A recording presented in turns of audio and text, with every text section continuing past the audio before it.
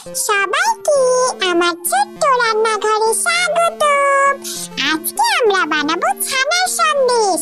তাই প্রথমে চুলায় দিলাম পাতিল, তাতে দিলাম দুধ, তারপরে একটু দিয়ে দিলাম লেবুর রস দুধে ছানা কাটানোর জন্য।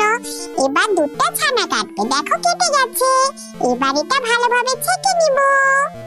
দেখো আমি ছেঁকে নিচ্ছি একটা পাতিলে। এবার একটু পানি দিয়ে ছানাটা ধুয়ে নিতে হবে। দেখো এবার আমি এটা ঝরিয়ে নিলাম পানি। এই তো ছানা রেডি। এবার এটার মধ্যে হচ্ছে চিনি আর আটা দিয়ে এটা ভালোভাবে মথে নিতে হবে। দেখো আমি মথে নিচ্ছি। এবার একটা কড়াই দিয়ে দিব দুধ, তাতে দিব চিনি আর হচ্ছে মিল্ক পাউডার। এবার ছানাগুলো দিয়ে দিব, দিয়ে এটা অনেকক্ষণ ধরে ভালোভাবে নাড়তে হবে, একদম শুকনো শুকনো করে। দেখো প্রায় কিন্তু হয়ে এসেছে। এবার একটু ঘি দিব, সুন্দর গন্ধ হবে। এবার এটা ভালোভাবে নাড়তে হবে। দেখো এবার আমি এটা নামিয়ে নিব।